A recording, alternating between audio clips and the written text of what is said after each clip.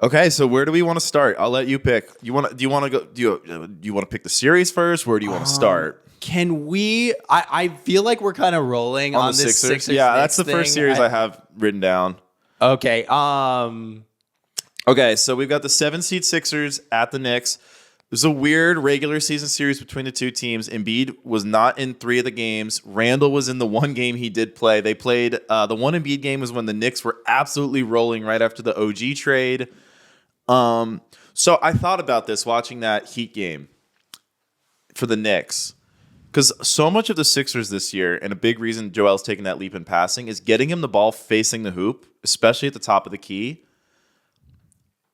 Would it be weird if they put OG onto Joel?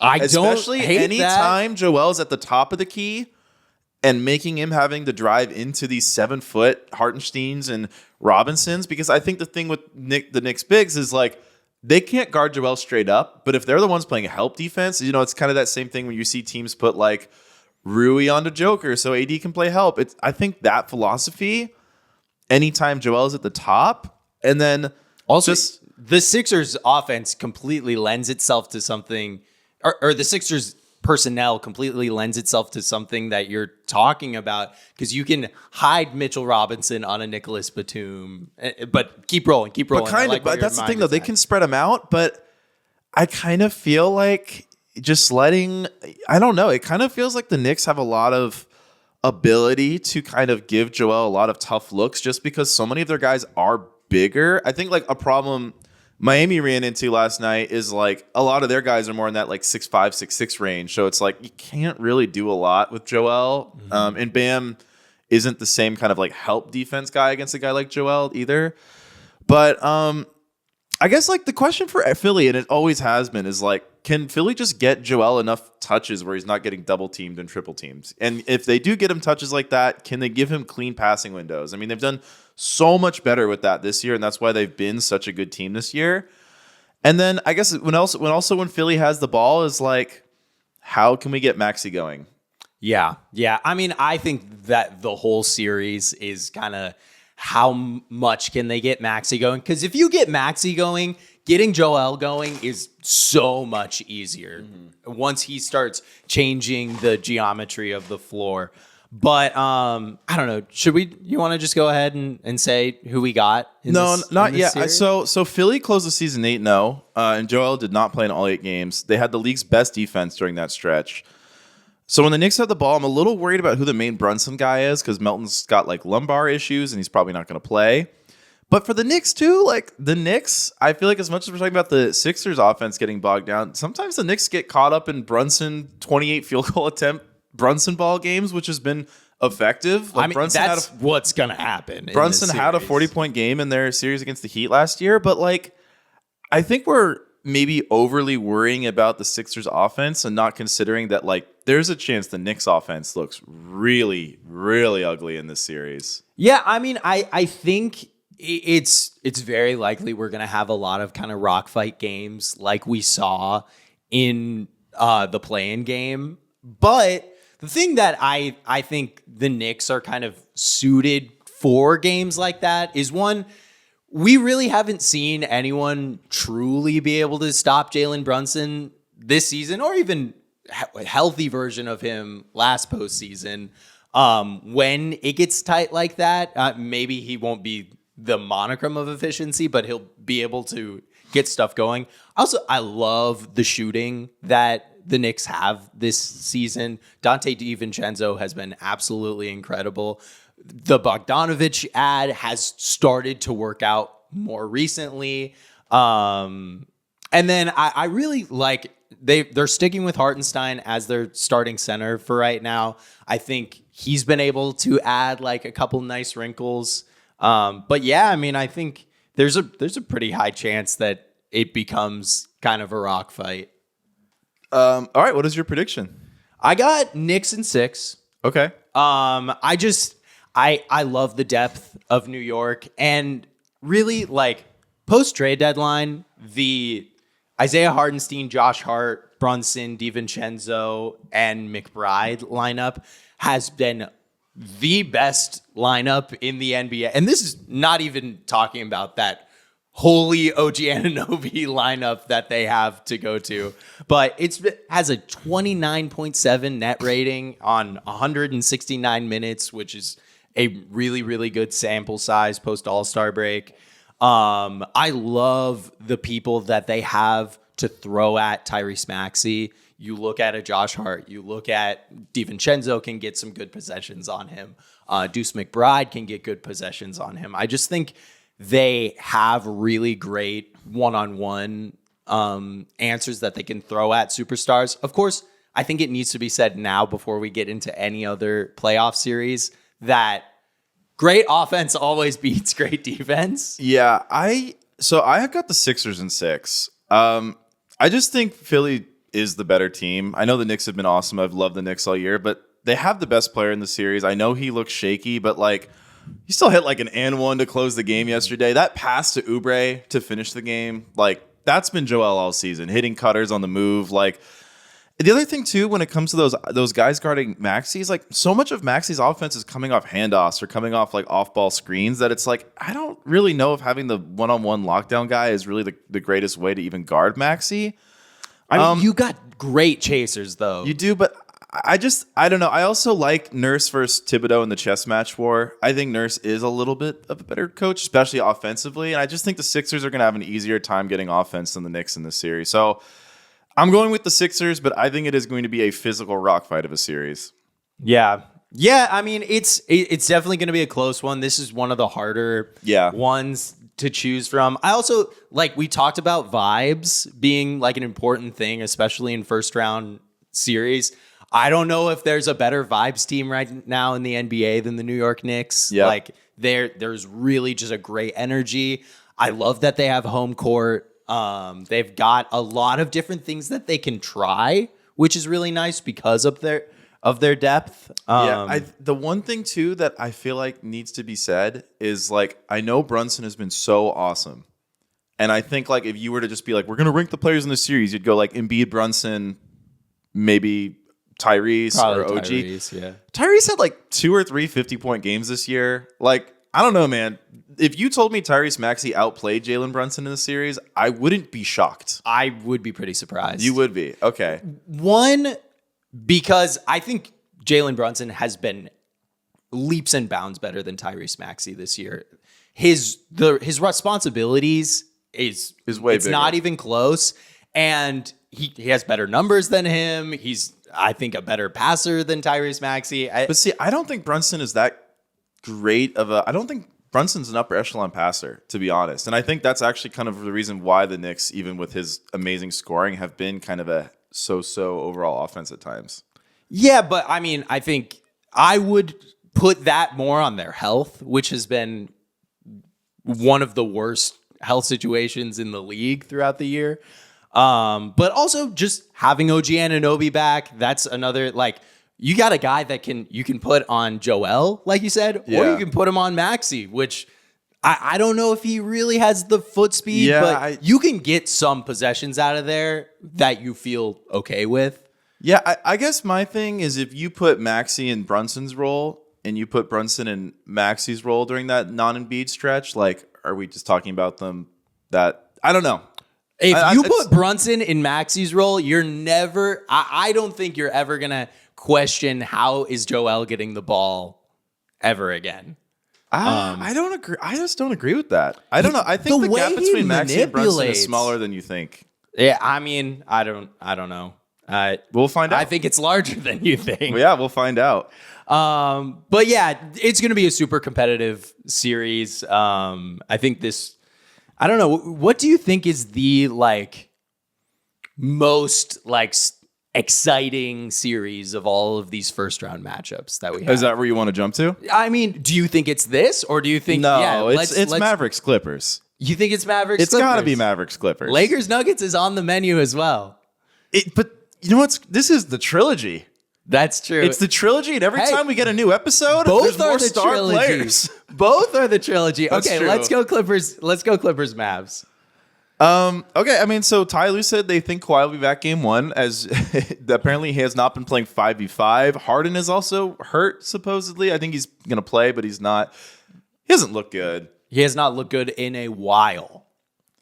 I don't know. I don't even know where to really start this. with this series because I mean we know what the series is going to look like, right? It's going to be like a lot of like the Mavs playing iso ball or playing pick and roll with Irving and Luka and the bigs, and it's going to be a lot of like, can the Mavs role players hit threes? Can Luka just absolutely torch the best defenders in the NBA like he has 2 consecutive series? Because that's fucking hard to do. Is Irving going to keep up his level of play? I mean, that's the weird thing for the Mavs is they've had this week off. Like I don't know. Yeah, I mean, these are the 2 teams in the West that we have seen have extended runs of being a team that we think could be worthy of being a competitor or being a contender, winning a championship. Oh, I mean, I'm picking the winner of this series to go to the conference finals. Me too.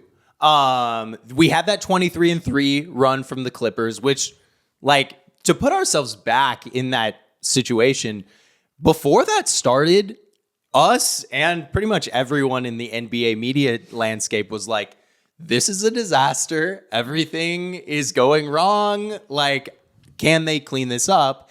And to clean it up to the tune of a 23-3 run is absolutely incredible.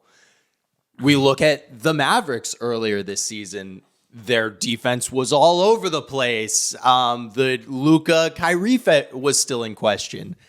Since that time, looking post-trade deadline, the Mavs have had an 18-9 record.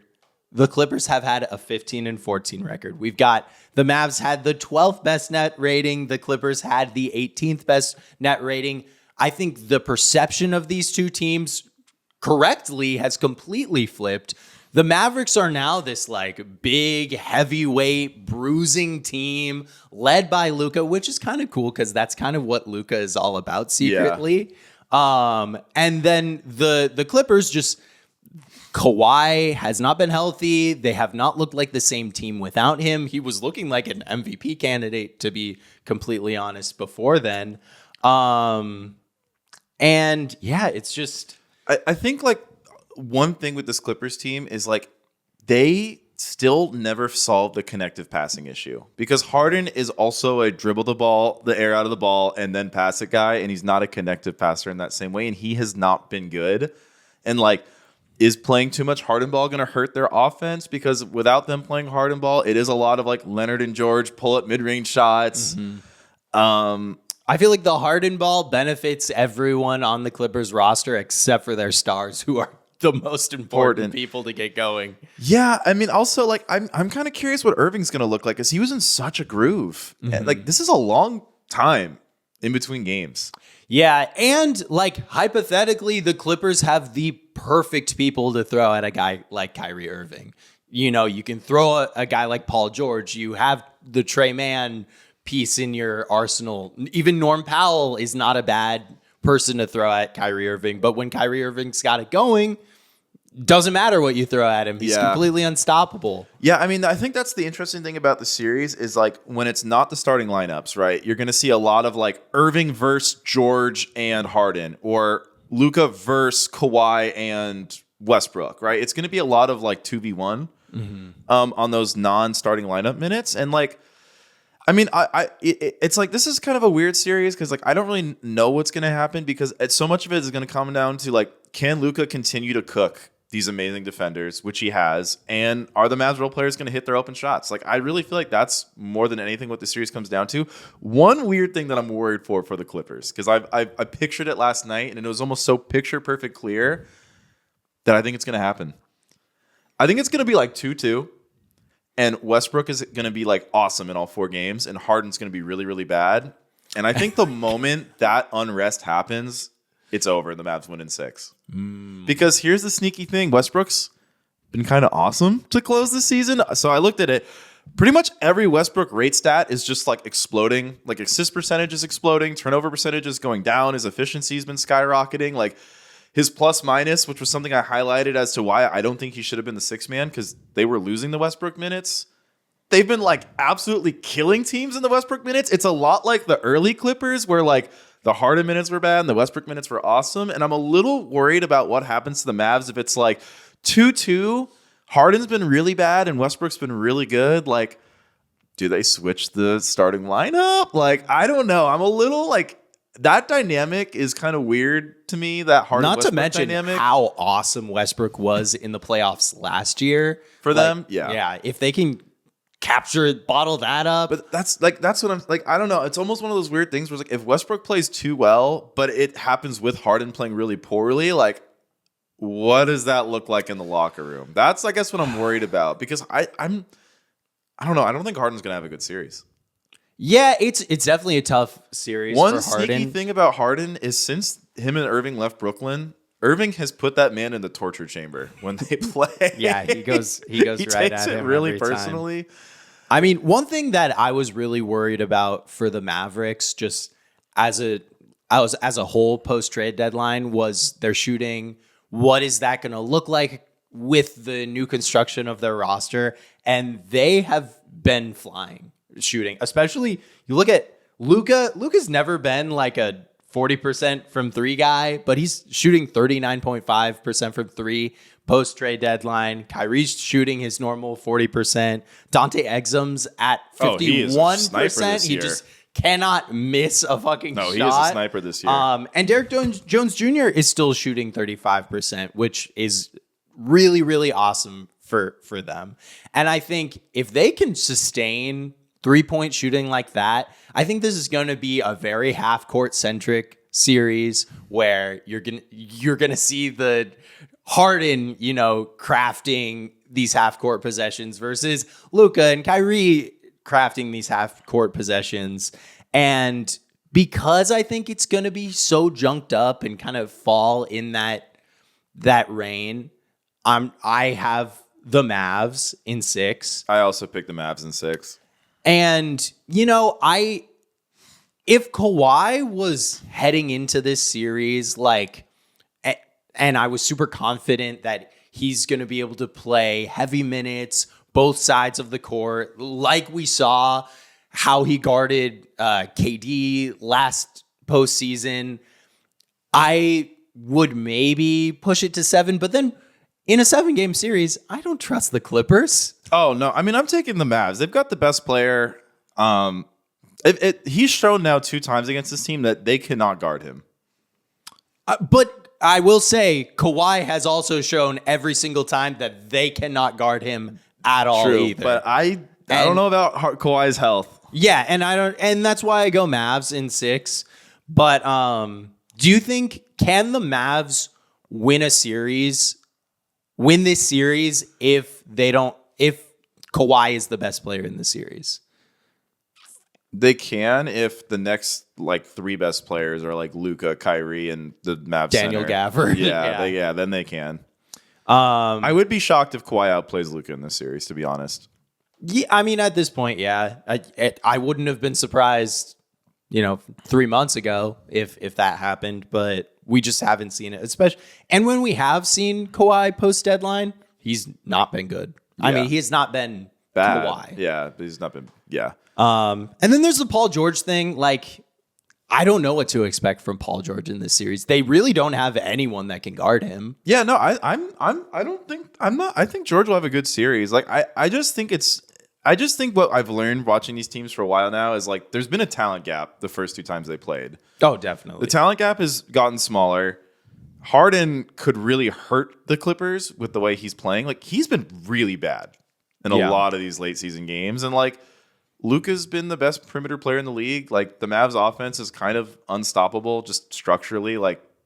Just that Luka ISO or Luka pick and roll. There's no real clean answer to guard it. But then you get into a thing if I told you James Harden won them 1 game. I'd be surprised. I would be surprised, but I wouldn't be shocked. He is James Harden. He's one of the best players we have ever seen. He's not even, I don't know. He's just not even a big enough offensive threat to really draw double teams anymore. But if the three's falling, that's how you win a game. Yeah, I don't know, man. I'm really down on Harden right now.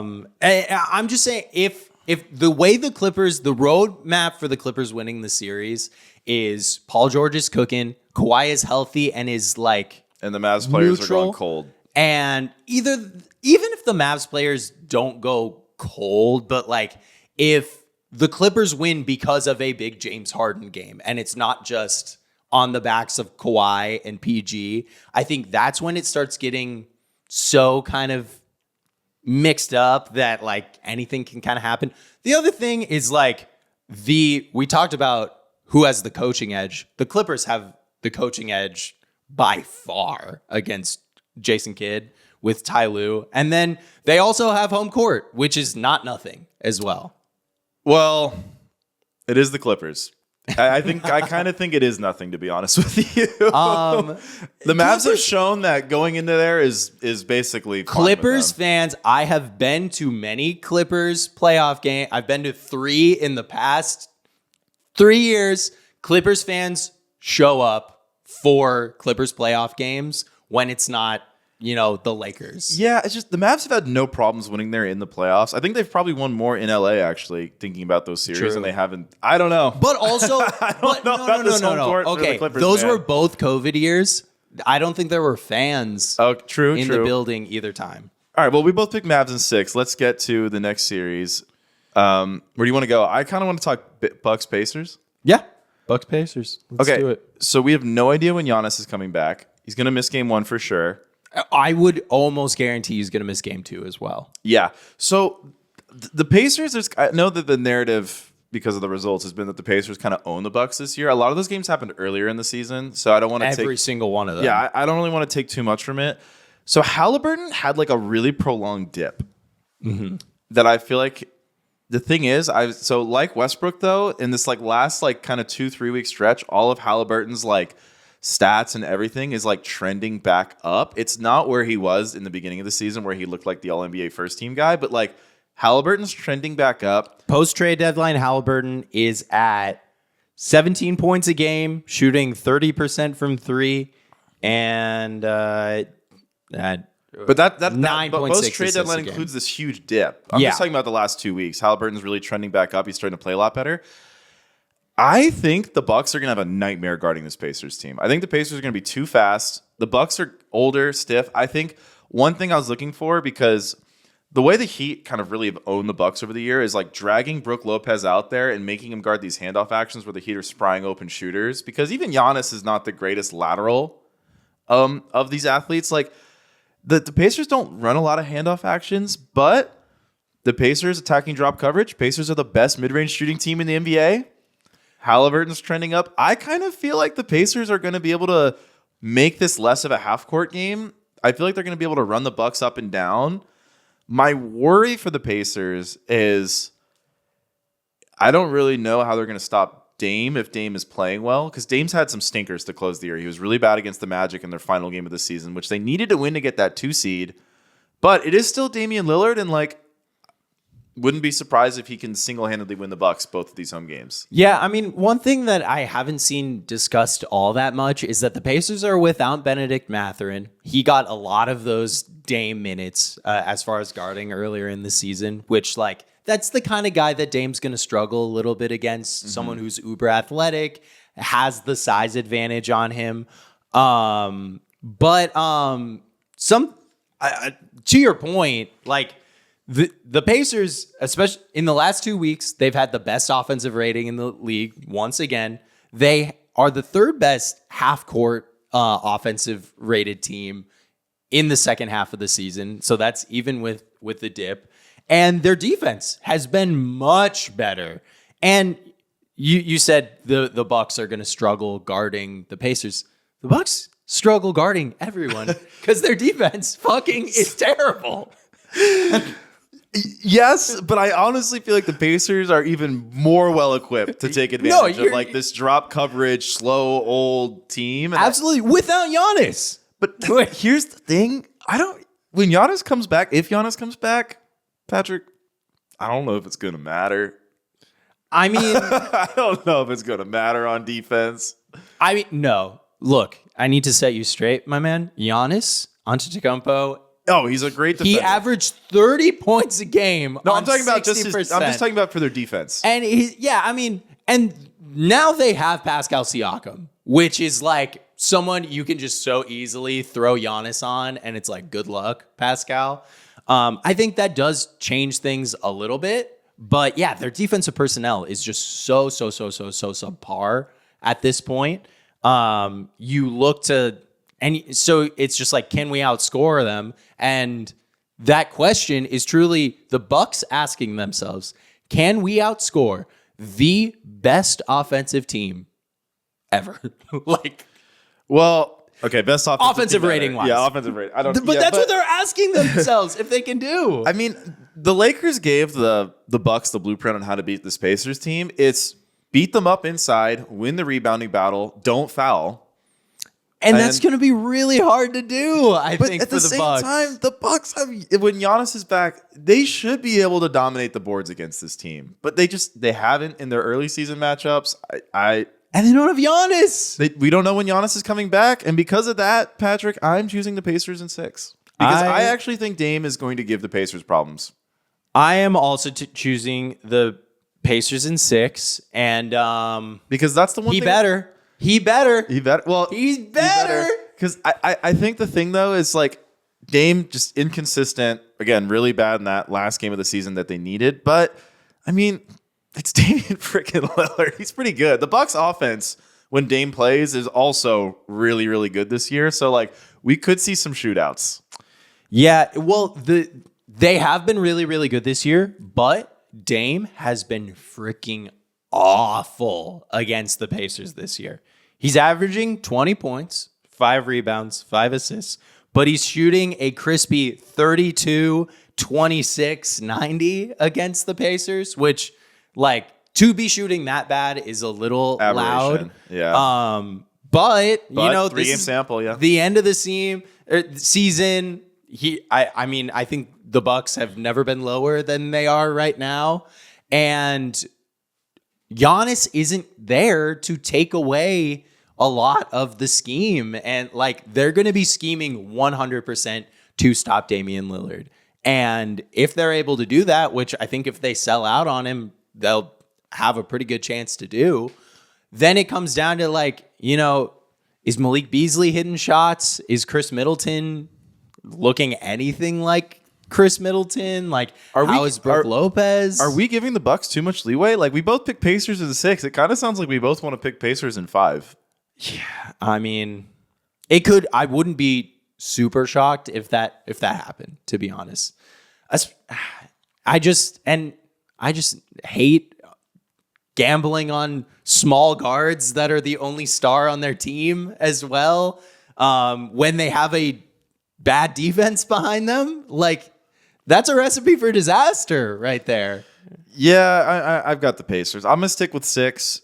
I'm sticking with 6 too, especially because we don't know. Like, we don't know if Giannis comes back, everything's different. Who knows what Giannis looks like? But Giannis is the very rare caliber of player that, you know, can win 4 games for you like that. He's just that dominant of a player at times. Yeah, and I mean, again, like, I don't see why Giannis can't do to the Pacers what AD did to the Pacers, where he's just gobbling up rebounds, and every time he wants to score in the paint, he just is. Well, it just feels like this is a team Giannis should comfortably give the Bucks a huge edge over. We just haven't seen it. I don't have his exact point total here, but in the first game they played against this season, it was an overtime game, and I'm pretty sure Giannis had 50. Yeah, no, like, I agree with you. Like, on offense for the Bucks, getting Giannis back is a series-changing event. I'm just not totally convinced Giannis is going to fix their defense because he hasn't done it all year. Yeah, and they don't really have anybody to put on Halliburton.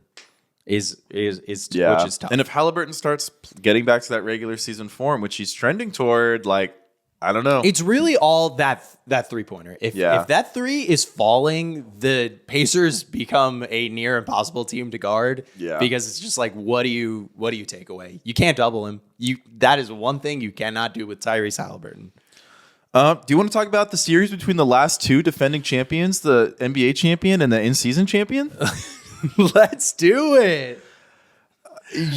So this is a weird series. Nuggets Lakers V3. Yeah, so I went through their 3 regular season games. So 3 of them are close-ish. One of them is actually close, and the other 2 were secretly not close, where it's like, it looks like it might have been close, but actually Denver was up by like 8, or 8 up by 5 with 5 minutes left, and then they closed from there. This is a weird series for me because everything I read, every research I do, everything in my head is like, Nuggets in 5. Like, just because, like, the Lakers were so close last year, like, it's fluky that they didn't win one of those games, in my opinion. But, like, Nuggets seem to have their number. The Lakers, what I really don't like is, like, the Dinwiddie minutes. Dinwiddie's bad. Dinwiddie takes bad shots. Like, Dinwiddie takes, like, contested mid-range jump shots with, like, 12 seconds on the shot clock while Anthony Davis and LeBron are on the floor and Austin Reeves is on the floor. And other heat check guards that are just better than him.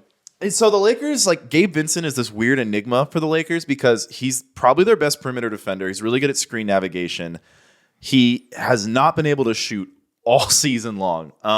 He hit threes in that Pelicans game. I feel like the real Gabe Vincent is closer to the one we saw in that Pelicans game. Playoff Gabe Vincent. Yeah, I feel like that's the real Gabe, not this 11% shooter. Mm-hmm. The issue is I saw Gabe Vincent guard Jamal Murray in the playoffs last year, and it didn't go well. Jamal Murray torched the Heat. Jamal Murray torched the Lakers. I feel like the only path for the Lakers to win is because I feel like a lot of what they've been doing is this Rui guards Jokic so AD can roam. I think this is what the Lakers have to do. They just have to let AD guard Jokic one-on-one and just play as tight as you possibly can on the role players and make it be Jokic has to score 50 every game. Yeah, I mean, that's the one Lakers thing that they have that almost every other team cannot do against the Nuggets. It's you have a generational defender in Anthony Davis that, of course, he's going to be beat because good offense beats good defense. Because it's Nikola fucking Jokic. He's the best player in the world. You have a guy that you can single cover Jokic with. And the thing that Jokic kills everyone with is he's so good, you have to double, and then he's just going to pick you apart. The Lakers don't have to do that. I think the Lakers need to just let him score. Yeah. And let him score means let him score over Anthony Davis.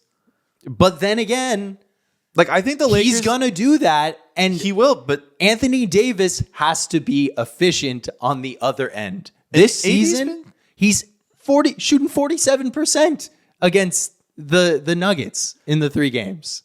I think AD will be fine on offense in this series. Like, I think it's really, like, you can't let Murray get going. Yeah, which there's I don't know how they're going to stop they're going to be able to stop him. Because I guess that's the tough part is, like, you could put LeBron on Murray, which not going to stop Murray. Yeah. It'll be better than putting D'Lo on Murray. Yeah, I mean, but the Nuggets are going to run him off a bunch of screens, and they're going to get the Lakers. Is their perimeter defense is just not there, and when there's a superstar guard on the other side, they're just going to hunt the guys that you can't take off the floor. You can't take Austin Reeves off the floor. Like, that guy is way too important offensively. He's way too good. You really can't take D'Angelo Russell off the floor. He's been shooting way too good. But that's what's nice about the Lakers, though, for them is when they're on offense, like, it kind of feels like they're going to be able to get scoring going too. Yeah, I mean, I don't love the matchups for them guards-wise either. Like, you got KCP on Jamal Murray, which isn't going to stop Jamal Murray, but also... Jamal Murray can kind of be wherever he needs to be defensively. And then, Austin Reeves just kind of floundering around out there. But that's the thing, though. They have these good Whoa, what was that? That word. It was a crazy word. But they have these good defenders. But the one thing LeBron James teams do is they get wide open shots. That is true. And they got a lot of wide open shots against the Pelicans. And they're going to get a lot of wide open shots in the series, too. I mean, Denver is as well. Denver is going to get a ton. Like, I think if D'Lo plays to his regular season standard, I think the Lakers can really make this a series. Yeah, I mean, that's the thing that we touched on last episode is Denver doesn't have Bruce Brown for this series. And I think if the Nuggets were to have a rematch with any team, they're going to miss Bruce Brown maybe the most this Lakers because Bruce Brown is a good enough defender and the Lakers guards are not to the level of superstar where, like, Bruce Brown was able to kind of take D'Angelo Russell out of that series. They don't have that card to play. Maybe they get that in Peyton Watson. We'll see if he can step up in that way. The other thing that hurts me for the Lakers is just like the Aaron Gordon matchup on, like, being able to switch him onto LeBron and onto AD is just like, it's tough. The Lakers, I think, at their best, is when they're really overpowering another team, and they just can't. They can't overpower Denver. The one thing I do like for the Lakers when it comes to Gordon is Rui's big. Mm-hmm. And it's like if Rui just doesn't get lost too much times, on those Gordon baseline cuts, like he's not going to neutralize Gordon. Jokic is going to get him to score. Like there's neither of these teams are neutralizing each other. But at least the Lakers can be like, all right, you can't just post Aaron Gordon up on whoever the hell is guarding him. Like that Miami series last year. Do you remember game 1? Like the first 8 possessions were like, oh, the Heat are tiny. We're just going to give Aaron Gordon the ball. And the Heat were like, fuck. Yeah. You can't do that against the Lakers. I mean, this is the same thing with the game 1 against the Suns of we're feeling like, oh, it's okay. Like Aaron Gordon's awesome, but we got Aaron Gordon. Yeah. And Aaron Gordon's like, oh, I outweigh you by I will shoot 80%. Yeah, no. But again, I don't know why this series is hurting my brain. I picked Nuggets in 5. My head, everything I've seen, everything I've watched, everything I know about Darvin Ham, I've got Nuggets in 5. I've got Nuggets in 6. But my heart, for some reason, my gut is telling me that this is going to be a long series. When I just thought about it, I was like, okay, 8-2 makes sense if we're playing a 14-game series. 8-2 makes sense for me for what I think a Lakers Nuggets divide is. So I gave them 1 win for last year and then 1 win for this year. But yeah, I mean the Nuggets, it would be a complete disaster. 1, if they lost the series, but if the series even got to game 7, because Lakers fans are gonna fill up Ball Arena if that happens. I don't necessarily agree because if the Lakers win this series, it means LeBron James wound the clocks back. LeBron James is 40 years old. He's 39. LeBron James is 40 years old, James. But LeBron has had moments where he just is the best player on the court. Like that first half of that Pelicans game, he was by far, even with Zion hooping like that, LeBron was the best player on the court. Not to mention the game before against the Pelicans. Holy shit. But that's the thing. If LeBron, I feel like that's the thing with the Lakers, though. It's like, is LeBron just going to blow by guys enough? Is he going to finish at the rim? He's had some bad layup misses, from time to time this season. But some games he just doesn't miss those. And he's 2020 LeBron again. And when the Lakers get that LeBron, they're kind of impossible to guard. It's just I don't believe that LeBron can show up in this series. But that's what I'm saying. Well, that's why I picked the Nuggets in a short series as well. Yeah. But I'm saying that's the Lakers' pathway to winning. And I think if you're in a series where LeBron just, has his apex mountain, walk up into the sunset, it's okay, I don't know if it's a disaster. Yeah. Hey, as a Suns fan, I'll be cheering for you, Lakers. I'd love to see you guys on the other side. Speaking of the Suns. Speaking of the Suns, should we go there? Civil War. Talk your shit, Max. Okay. Timberwolves, Suns. We've already talked about it. Suns have won the season series 3-0. The T-Wolves are the 3 seed. They've been pretty dominant all season. Where do you guys want to start? Okay, so I feel like this is our big Phoenix debate we always have. It's the shots at the rim. So Phoenix is 25th at shots at the rim. They are first in long mid-range attempts, second overall in overall mid-range attempts. Phoenix, second in overall attempts, second in mid-range accuracy behind the aforementioned Pacers. Kind of feels like a team tailor-made to attack Rudy Gobert. Yep. And question, because I picked Gobert for Defensive Player of the Year, but something about it didn't feel right. Yeah, it's because you're finally coming around that Victor Wembanyama is no, it's not because of choice. That. Okay, real question as a side note before we get into it. If someone's playoff flaws are very visible in regular season matchups, but obviously not for most, but just for should we punish them for that? I don't think so. Okay, just asking. I think we should. I think it should be the aggregate of your entire season, all put together. Entire results. season. Yeah. So what happens if entire season? So what happens if Beal, Katie, and Booker just cook the next week? Hey, no, you can't. I guess my question is, can you be the Defensive Player of the Year if the other team just is okay, you don't guard this one shot, so we'll just keep taking it? Everyone is flawed. Every player is flawed. You can nitpick certain spots of any player. Embiid looked pretty bad last night. Not gonna lie. Hey, Embiid had a better defensive field goal allowed than Gobert this year. Ooh. Just saying, he was Better defender. Okay. Okay. I think this is like one of those weird series where it kind of comes down to like how well is Jaden McDaniels and Edwards going to guard these guys in isolation, because the Suns are not a great ball movement team. It is going to come down to a lot of tough shot making for Phoenix. Phoenix is probably the best tough shot making, jump shotting team we have this year. My worry for the Timberwolves is their offense against the Suns has been terrible. My worry for Phoenix is Durant's trending. So talking about Halliburton trending up, Westbrook trending up. Durant is trending very down to close the year. His turnover percentage is way up. His effective field goal percentage is going down. His shooting, the percentage of shots Durant's getting fouled on is half right now of what it was in the beginning of this season. But like Booker's been pretty awesome. Beal's been really good Beal the has last been week. incredible the last week. I just feel like the Timberwolves offense is just too bogged down. And I feel like the defensive edge they have at rim protection, almost Phoenix's biggest flaw, oddly, doesn't really hurt them in this series, because they're just being like, all right, if you want to drop, we'll just keep taking these. Yeah, I mean, I love that for the Suns in this matchup. I think this is like absolutely the ideal matchup that the Suns could have hoped for. Another thing is you look at half-court defenses since the trade deadline. In points per possession, number 1 has been Minnesota, but number 3 has been the Suns. The Suns have had a really, really, really good defensive second half to the season.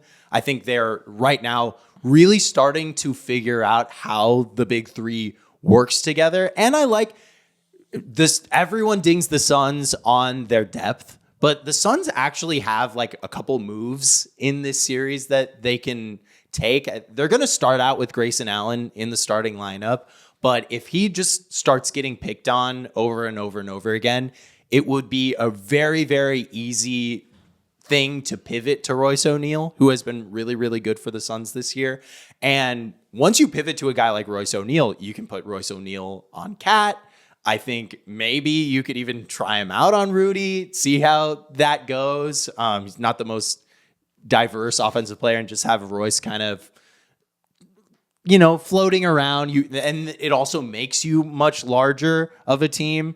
One interesting thing is a lot of people have talked about the Suns small ball lineup with Durant at the 5.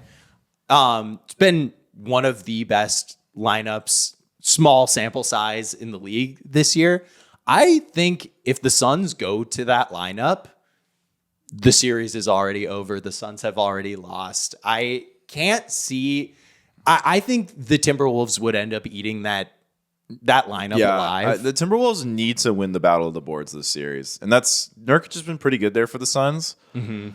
I mean, it's just weird because when I think about this team, the Timberwolves, like defensively, I know they like to play drop, but like they just have such good isolation defenders and like McDaniels and Edwards. So I'm like, they seem like they're tailor-made to guard the Suns. And in like one of these games, the Suns didn't reach 100, but the Timberwolves didn't reach 90. Mm-hmm. It's just like this Timberwolves offense can't help their defense enough. Yeah, you look at like 5-man units in the second half of the season. The second worst net rating wise 5-man lineup with over 100 minutes together was that Mike Conley, Rudy Gobert, Naz Reid, Anthony Edwards, Jaden McDaniels lineup. And that's because of their offensive rating. They're scoring 102.7 points per 100 possessions. That's just like not tenable for the modern NBA. With all that being said, the Timberwolves have been able to answer the bell at every single stop during this season. I think, talk about vibes, I think they have really, really great vibes. I've loved what Anthony Edwards has been able to transform himself into this season. Just like absolutely unstoppable going to the rim. And the Suns really don't have a great person to put on him. They got really, really great possessions out of Bradley Beal on Anthony Edwards. I think people don't realize how strong Bradley Beal is. The sneaky thing with Edwards, though, he's unstoppable getting to the rim. He's not the most efficient finishing at the rim. Yeah. And then Devin Booker also, I think, can get a lot of really great minutes on Anthony Edwards. We saw him last postseason really step up defensively. I think my worry for the Timberwolves is just the amount of possessions that are going to be like Nurkic is at the elbow. Booker's running off a screen or he's running with the ball, and there's like that 1.5 second gap where like Jaden McDaniels is caught up on Nurkic, and like that's all Booker needs to fire if Gobert's not going to step up. Yeah. The interesting, you want to hear some like really nebulous stats that I was shocked by? Yeah. Okay. Anthony Edwards and Bradley Max Beal. is angrily clutching onto his Anthony Edwards father figurine. Anthony Edwards and Bradley Beal have played against each other 7 times over their careers where they were both in the NBA. Mm-hmm. Guess what the record is? Bradley Beal's never lost to Anthony Edwards. And you know how I know that? Because Anthony Edwards was 0-6 versus the Wizards. Not one time has Anthony Edwards ever beat Bradley Beal. Okay, Devin Booker and Anthony Edwards have played against each other 12 times. Well, I don't think this is fair to Ant. Booker's been on some great Suns teams lately, and this is the first. Booker's 11-1. I am going Suns in 6. Yeah. I was back and forth. I think if the Suns go down in any game in the first quarter, that's going to be the game. If the Suns are losing in the first quarter, they're going to lose that game. And if they end up, I think they need to steal one in the first 2 games. I think they will. But if they don't, I'm really getting nervous as a Suns fan. The number one place where I just think the Wolves will not be able to come back in this series is Cat and Anthony Edwards are not great decision makers, especially on the double. They ISO a lot, and the Suns they're a relatively smart team, laden with veterans, and they are going to make them make decisions over and over and over again.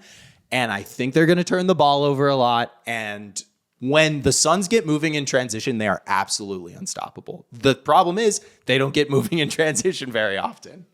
Well, that's easier when the other team is not making their shots and Yeah. not being able to set up their defense. Yeah, I picked the Suns in 6. I love you, Max. I love you. No, it's just a tough matchup.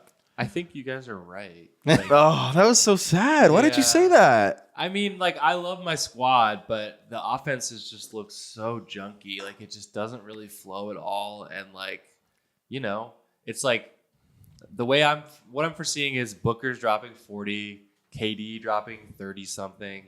And then if Grayson Allen keeps doing what he's been doing, like, we just can't really do anything about that. Like, I just don't know what we're going to do. I think 6. I think Suns in 6 is a great, honest prediction. Like, if you're going to put money on it, that's what's going to happen. I also think there was just a gigantic misstep by Anthony Edwards saying they've got KD, we've got Jaden McDaniels. Yeah. Jaden McDaniels cannot guard Kevin Durant. I'm sorry. He is not.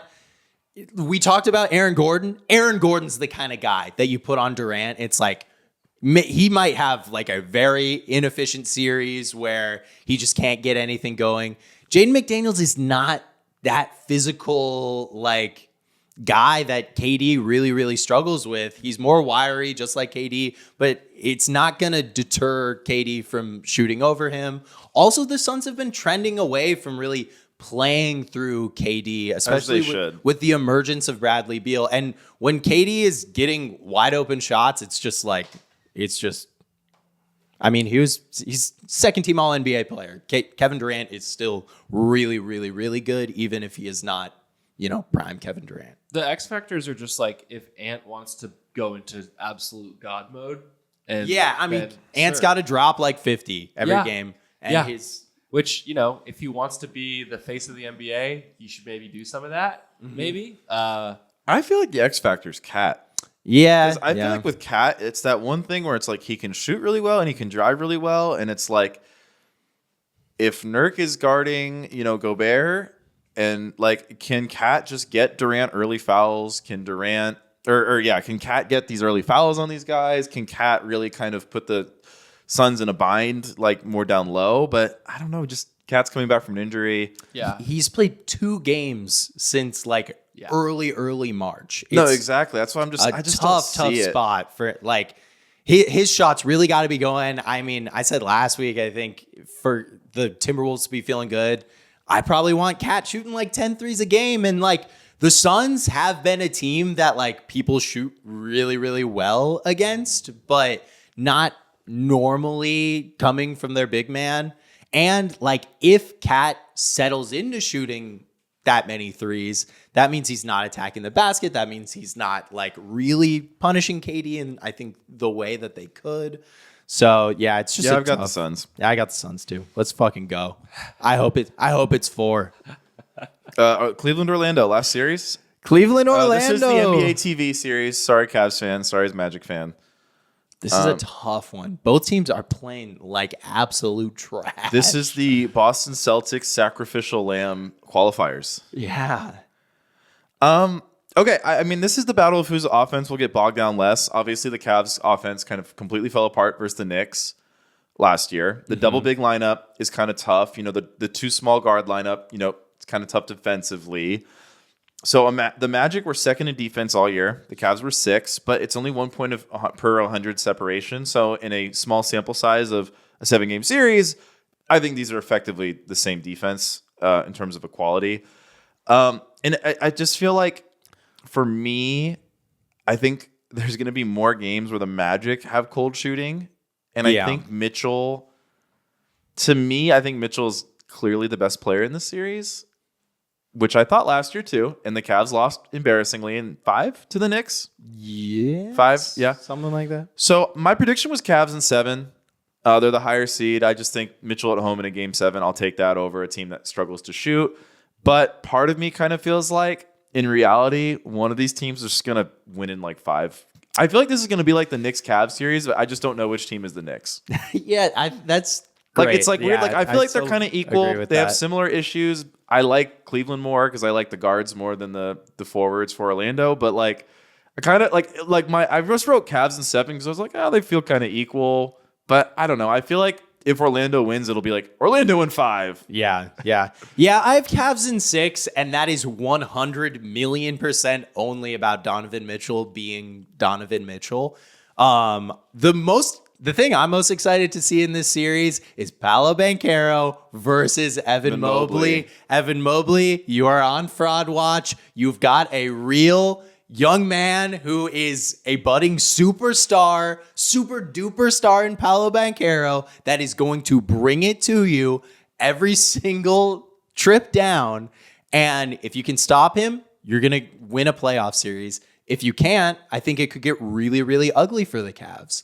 Also, I think the Cavs, just like in general in the second half of the season, have not looked connected. They have not looked just like a team that I want to believe in any way. And the Magic, say what you like, they don't have the scoring profile of a team that wins a playoff series, but they have next level defenders. They're finally putting Jonathan Isaac in the starting lineup, which I really, really like. The Cavs don't really have a guy that you're going to like want to throw Jonathan Isaac on, which is kind of tough. But you also have Suggs, who I love myself some big game Jalen Suggs. You know, we saw him throughout his college career. Like, that dude is a dog. I love watching him play. It could get very ugly. Yeah, I think so too, because the thing with Orlando is, like, as much as we're talking about, like, you know, Banchero and Wagner and these guys running into the brick wall of Mobley and Allen, like, I don't know, the Cavs want to run spread pick and roll with like one of their bigs in Darius Garland. Well, guess what? The Magic are huge and freakishly athletic. They're one of the best teams at guarding actions like that. So that's why it's the type of series where it's like it could get really, really slog. Like, it could be a slog, because I feel like the Magic are kind of built to guard teams like this, where it's like you have two good bigs, but they're not good because of their scoring, really. Yeah. Hey, I'm cheering for the Magic in this series. Yeah. I've loved watching the Magic all year. I wrote in one of my notes for this was, I think this series is a vibes check for Cleveland. Oh, yeah. Like, I think if you told me we're getting like full tilt Cleveland, the best they're playing, I would pick them pretty confidently. Yeah, with a bullet. But like, at the same, that's what I'm kind of saying at the series is like, I feel like the guard play for the Cavs should win them the series, but I can see a world where like they can't get their spread pick and roll offense going, and then it's like 2-1 Magic, and Game 4 is in Orlando, and it's like, oh my God, if Magic win Game 4, like Cleveland's checked out. Because we saw them check out last year. There is a version of this series where Paolo Banchero is the best player on the floor. And in that scenario, which isn't that far-fetched, I think it's more realistic than some would admit. In that scenario, the Magic win this series, and it could be... Cleveland can't win the series if Mitchell's not the best player. No. Unless Garland's the best player. Yeah, I'm not very optimistic for a scenario like that. Just with how Garland has been playing. So one sneaky thing, and it wasn't like the Cavs guards had a lot of free throws in the games these teams played. So that is one of these sneaky things where if the Cleveland guards can kind of get into the paint, and they haven't played since January 22nd. I know, it's been a while. So, I mean, the whistle's tougher now. So, again, it's to your point, like, does that mean anything? But Mitchell is such an explosive guard. Like, if he can get a lot of free throws, like, that's another Cleveland pathway to opening up the offense. I just want to point out, last 2 weeks, do you know what Cleveland's defensive rating has been in the last 2 weeks? That includes the Charlotte game. They played against Charlotte. We're putting that in there. I don't give a shit. They 118.6, 25th best defensive rating in the league when they've pretty much had their defensive pieces there for that whole 2 week span. And they had everything to play for. That is not good. I think the Magic have the coaching advantage. Who has home court? The Cavs. Cavs have home court. Which that is a real home court, I will say. Yeah, and this would be the Cavs' first playoff series win without LeBron since, I think, 98. Which might not be physically possible. It might just not be. Ethereally be impossible. Possible. I mean, I guess the more we're talking about it, especially because I guess the more we talk about it, the more I'm really talking myself into the Magic. But man, I just feel like if Cleveland is not... I just feel like this is a vibes check for if Cleveland shows up, I think they should win. They should. But if Cleveland's like 90% engaged, like Orlando's going to beat them. I give the coaching edge to Orlando. And of course the home court edge is going to Cleveland. And then I don't know, best player, it goes to Donovan Mitchell, but like how engaged is Mitchell? Yeah, because it just seems like Mitchell has his foot out the door. Also, how engaged are the other Cavaliers players into lifting up Donovan Mitchell? I think that's something that isn't always like talked about of like the number one option in a playoff series in the NBA is so important, but it's almost just as important that the rest of your team is buying into that guy being your number one guy. Mm-hmm. Yeah, I don't know. We'll see. But I don't know. I have a really bad taste in my mouth just from the end of the season of the Cavs. The Cavs could have easily made it all the way to been the second seed with a bullet. And they let go of the rope in the second half of the season. I am not a JB Bickerstaff guy. I just don't believe in the dude. Yeah, I don't know. We'll see. I think Orlando is too young, and I think I feel like Cleveland's got to atone for last year was so embarrassing for Cleveland. They need to atone for that. They should have won that. They were so much more talented than that Knicks roster. Team. Yeah. You know what? I did pick Cavs at 7. Max Strus, Heat culture, winners win. Cavs at 7. There we go. And he'll be back in Florida. He will be. That's all the series. That's all the series. So we picked the same team. Well, you picked the Cavs or the Magic? Cavs. Okay. Right, Cavs. So we picked the same team in every series except for Sixers Knicks. It's going to be exciting. Yeah. I mean, hey, I could not be more excited about this. I truly feel that even in this point in the season, like, so many teams could end up on top, like even like 4 or 5 teams could win the championship. And like in most times in NBA history, you just could not say that. No, you definitely could not. There was maybe 1 or 2 clear favorites. I mean, Boston, it's easy to forget about Boston, I think. And I do think it's a little like, it's bad for them that they're not going to get like the fully loaded Heat in the first round, because all of these other first round series are going to be so intense and contemptuous. I think it does hurt Boston that there's a chance they're playing like the Heat without Jimmy, and it's like a 4-game walkover, and then it's like they're playing the Cavs, who like go down 0-2 and then check out, and then it's all of a sudden it's like, here comes Joel Embiid and he's healthy, or here comes the New York Knicks and they're fucking rolling, and it's get like, ready oh my to God.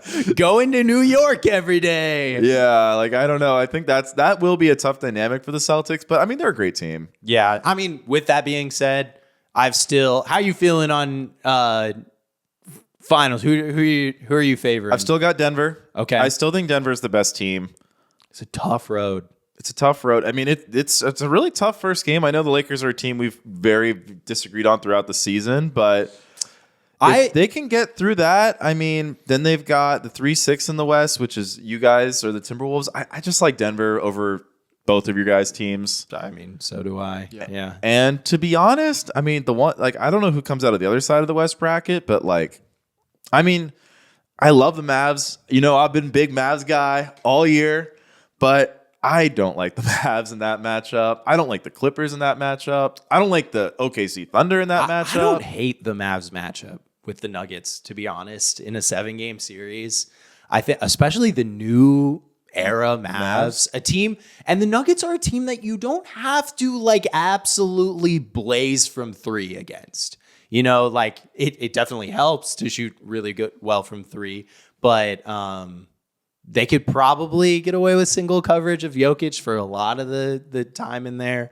Yeah, I got to be honest, James, I'm pretty high on the Mavs. I love the Mavs. I love to hear that. I would probably put them right now as my, I got Celtics number 1. I think they're going to win the championship. Nuggets 2, and then I probably put Mavs right there, number 3. Yeah, I don't know where I have who I have third right now. I guess question for you, just hypothetical. If the Lakers pull this off, do you think they could win the West? No. Okay. I don't think so. Let's get the hot streak shooting slump. I've had a good week. I've had a hot streak. I'm moving. I'm starting to move this weekend. So I have like a 10-day window where I'll have my keys to the new place, but I'm not completely out of my current place. So this weekend is going to be very intense of like packing, but I'll also be able to have the first round games right on in front of me. So I don't know. We'll see. I hate that the Suns Timberwolves game is at 12:30. I just feel like you don't like the daytime games? I just feel like the Suns, and not even this version of the Suns, just like every Suns team ever, they struggle with the noon games, especially when you're like across the country. It's just like weird. Really, all Arizona sports teams because of the clock. But yeah, that makes me a little nervous.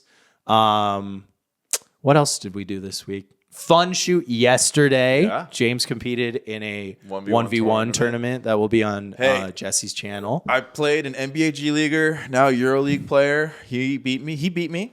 But it was 7-4. There is a highlight. Don't disrespect my game. You must see. I pulled out some Jokic on this guy. I will say that. I literally did the Jokic over AD playoff shot. Yeah, that's true. And that made him play really hard defense following that. Yeah. I couldn't really handle the ball near this guy.